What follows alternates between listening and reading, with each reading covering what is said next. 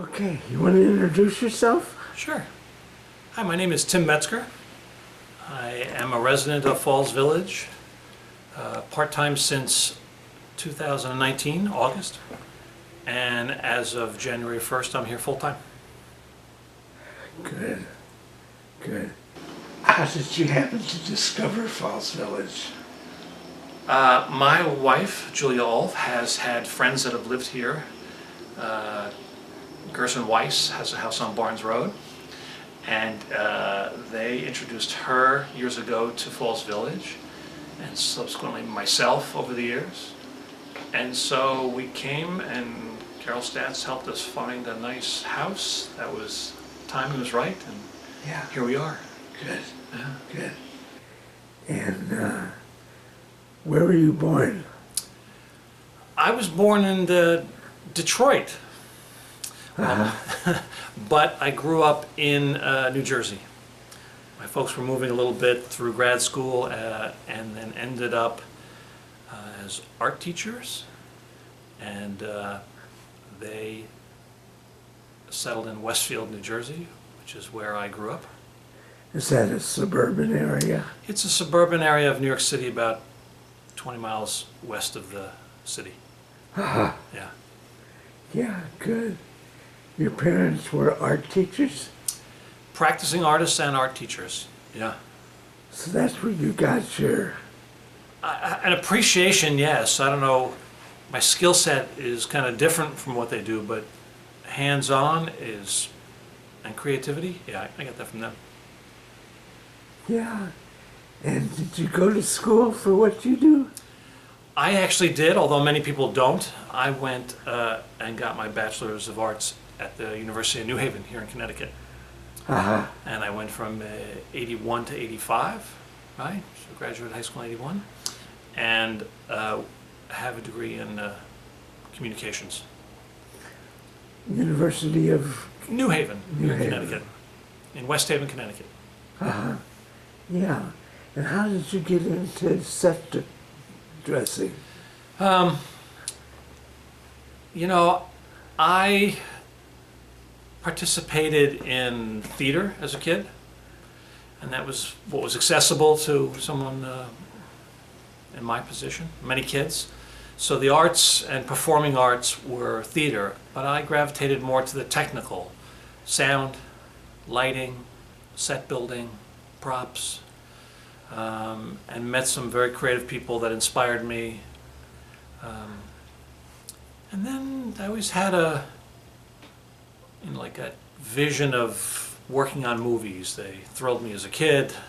We all went to the movies and got inspired, and I decided to try going in that avenue.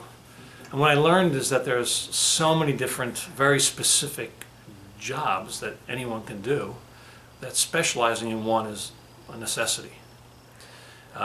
If you are doing your own movies in the backyard or in your small community, you can do a little of everything. But when you get on to major motion pictures, international films, studio pictures, then you become very specialized in what you do. So camera operators operate camera. They want to move up, and they might be the cinematographer, but they have to start moving up the chain. I wanted to be involved what I thought was building sets, building scenery. So when I got out of college, I got a job in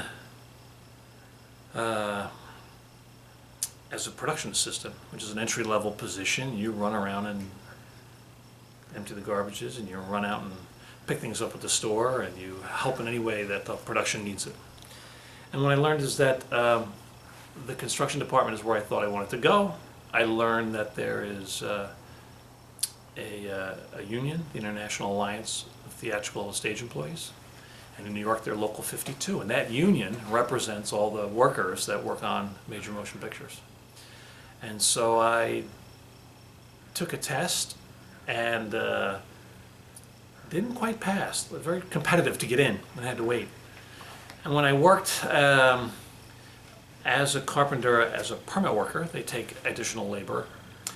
I worked on the Crocodile Dundee II, right?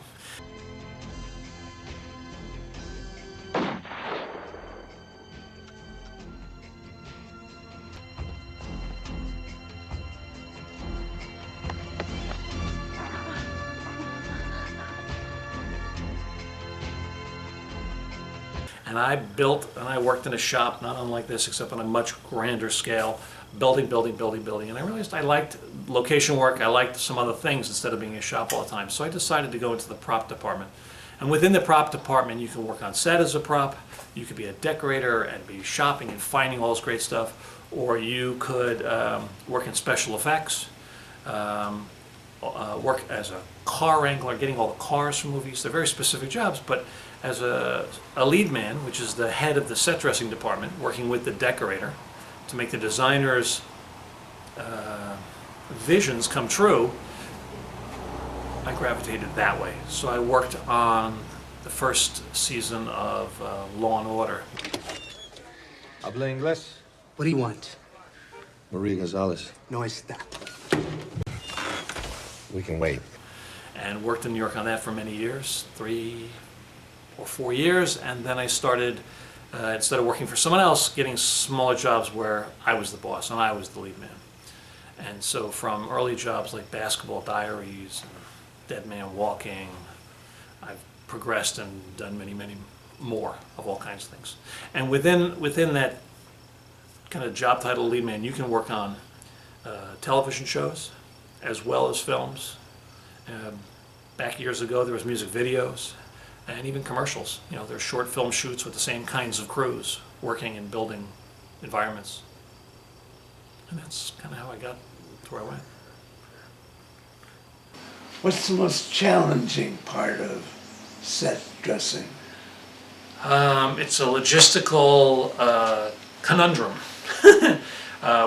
We may be prepping for the next 3 months of shooting, and you need to make sure that everything that has to be on a film set, location, or stage is built in time for a very tight schedule. And it could mean that for the first couple of weeks of a movie, you're filming on location. Every day is a different location, so you have to, like a carnival, pack it up, bring it all there, set it all up, let them film, and then pack it all up and take it away. So each department does the same thing. Camera comes in on a truck, rolls in, they film for the day, they leave. The grip equipment, the lighting equipment. But as far as what's in a physical space, we often do that a day in advance, sometimes weeks in advance to get ready, depending what you're building. Once it's built, it has to then pack up and go away. Now, those objects are purchased, rented, and have to go from warehouses to the location and back and forth. And you might be prepping 1, 2, 4, 8 locations at the same time. So you have multiple crews running, multiple trucks, and you're moving lots of things. A lot of moving pieces, like any logistical kind of tough job. Who do you work for most? The set designer, the director, the producer? It actually is the set decorator. Set So in the decorator. hierarchy of our business, the production designer is the head of the art department, and he hires a decorator and an art director, and those people hire their crews underneath them. So a decorator, who I work very closely with, wants someone that they're familiar with or has the skill set to make their vision come true. Do you have people working for you? Yes. So the minimum crew they usually start with is me and about 6 people, but on a very busy job, you could have 50, 60, 70 people working underneath this department. To manage those multiple locations at the same time, if you're 5 or 6 people are working on one set, 10 are over there, and 10 are over there, it adds up quickly. But you run a full warehouse, so all those props and pieces of things that are going to go on the sets come in where they're assessed. If you need a stove from let's say the 40s, but it comes in a little sad, it needs to be helped out, then we fix it and prep everything in advance and then get it to the set. So many people. No one could do this on their own. Yeah. Right. And as the lead man, that job is to be less climbing up the ladder and hanging a sign as it is to coordinating with the art department. The sign is done, it's ready on time, the painters have time to finish painting it, it gets to where it has to be, it makes it to location, you've dealt with the locations department, so you're allowed to anchor into somebody's building, and you have permits to work there. It's a lot of people all showing up one spot and making things happen. But big crews. That's what?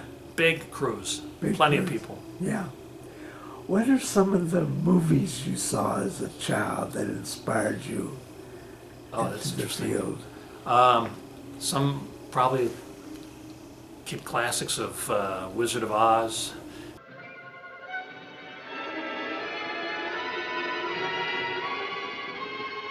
How about a little fire, Scarecrow? Crow? Go through that water! You cursed brat! Look what you've done! I'm melting! Melting! Oh, what a world! What a world! Chitty Chitty Bang Bang.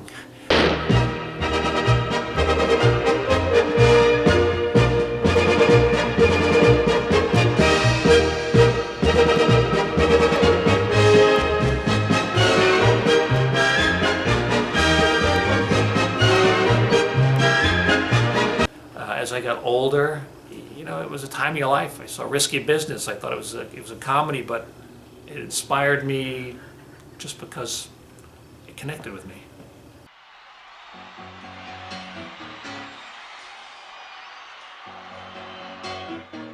Just take those old records off the shelf. I sit and listen to 'em by myself. Today's music ain't got the same soul. I like that old time rock and roll. Don't try to take me to a disco. You'll never even get me out on the floor. In 10 minutes I'll be late for the door. I like that old time rock and roll. It's good, Tim. Yeah. So, what am I leaving out? Well, I think that what some people don't understand about movies in general is that anybody that walks onto the set, I think the first thing I hear them say is, "Oh my God, there's so many people. There's so much. I didn't realize it took all this to shoot a day of, you know, filming or a commercial or a music video, or what it is." It's such a collaborative event that with everybody from multiple angles coming in, from wardrobe and makeup and design and camera and permits, all that stuff comes together to shoot, but we do that on a daily basis and maybe for a period of 3 or 4 months while filming, which is kind of interesting. Well, I'm going to take the camera off the tripod Sure. so we can look at your books. Sure.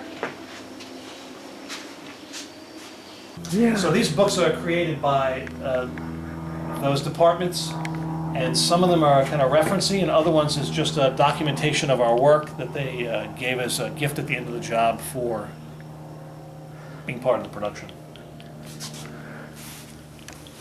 So when a few years ago a movie came out, and the name is The Joker, right? Joker came out. We always use, we usually use a, what do I call it? A secret name, a name that's in place holding of the real name of the movie, because they don't always know the name at the beginning. So they use something. It goes on all the paperwork and the permits for the city. And this one was called Romeo before it turned into The Joker. This is a still shot from the camera, and I believe those are stand-ins. And in Joker had a notebook, so some of these inspirational, his notebook graphics of his craziness. This research is of Gotham, and you know, scripted that there's a going out of business store and the clown is working there, as it turns into Joker. And then we go to the location, which is here, and this was in Newark, New Jersey. And we change pretty much what you see there. So the papaya store is there. We add these signage. We add signage.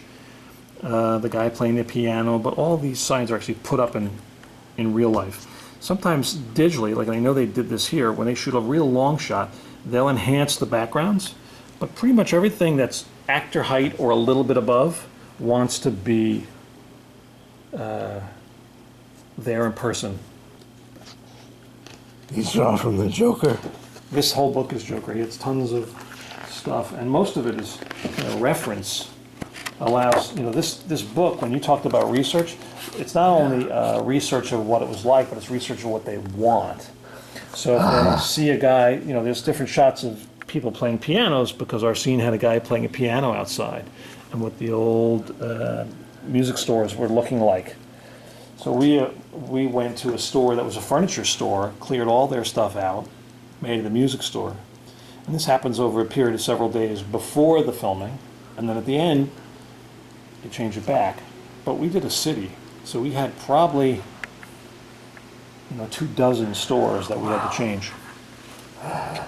And this even gets a kind of a more elaborate when you do a period movie, because a lot of this stuff can stay. The Joker was in kind of maybe a feeling of a different time, 80s, but it wasn't set in a certain moment.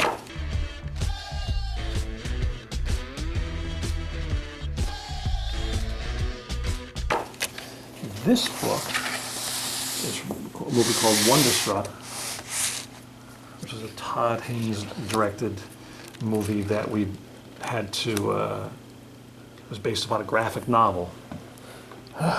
So some of the images that our art department were doing had to do with wolves. And as you get into these rooms, these are all built on sound stages. They look like bedrooms from the 70s because that's what we made it to look like.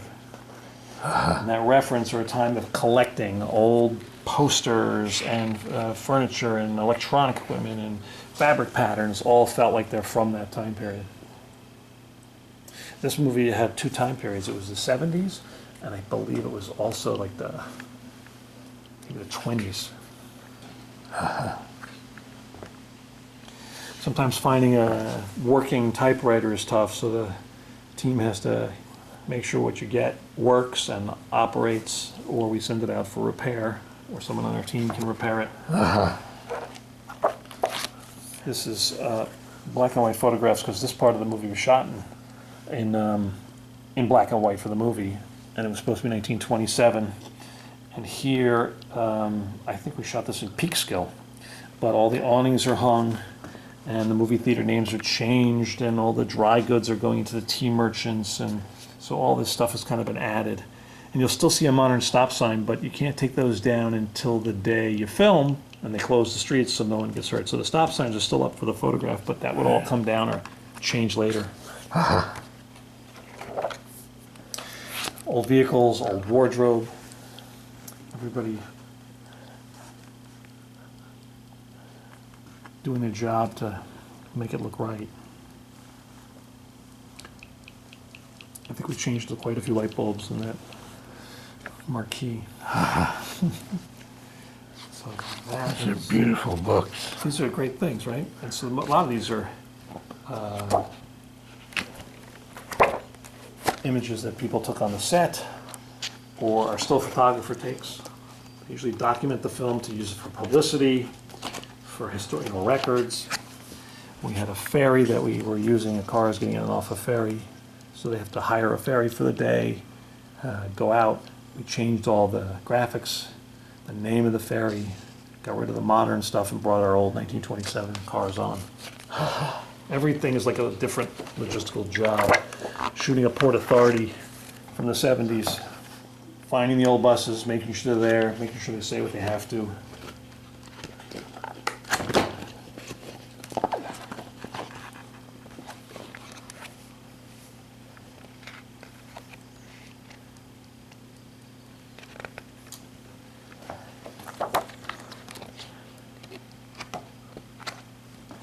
This Port Authority was not at Port Authority. We shot this on a pier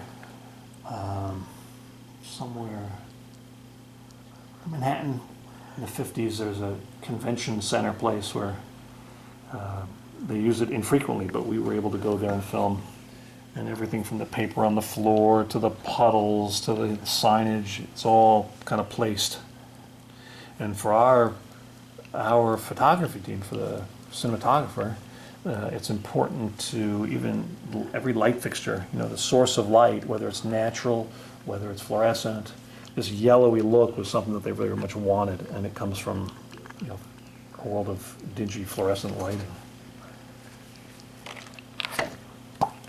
We add graffiti, so we'll actually cover that wall with a piece of removable material called sandblast paper, and then paint all the graphics on there so you can peel it off later and not ruin what might have been there.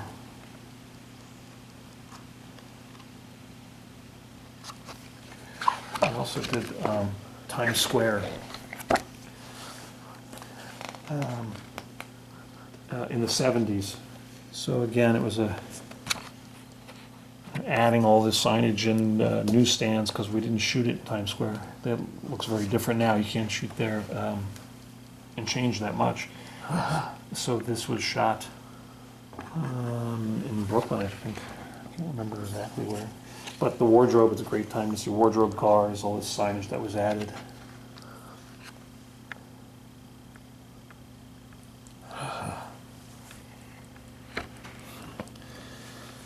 These old weathered signs were all constructed by the art department, things that my team would put up, from awnings to signage right down the street, all the way to the marquee, which is a freestanding structure that we built and put in place. They didn't exist at the street. And this next page is kind of good because you can see the film crew actually, a little bit of behind the scenes. So here's setting up for a dolly shot where the camera is mounted on this piece of equipment called a dolly, and it has an arm on it which will raise, lower, and is controlled by the dolly grip in the back. So as you roll it this way, you can make the camera go up and down. So they're big, heavy, non-handheld cameras. But everything you see there has been added by us, changing all that around, adding telephones, the garbage. Wow, it must take a long time. This, I think, was probably 2 or 3 weeks of prepping for a day, day or two of shooting. And if you go to a location that has a few odds and ends, I actually believe that this big sign existed, and we added to it and changed the prices as opposed to starting from scratch. I haven't looked at a lot of these for a long time.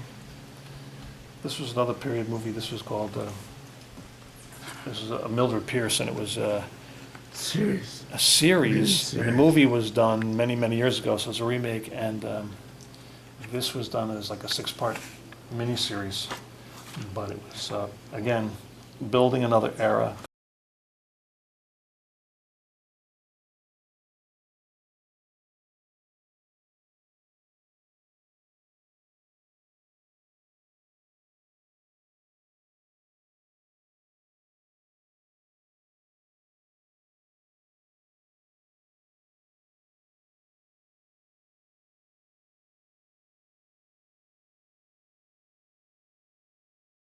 Understanding what's done to make a movie is often overlooked.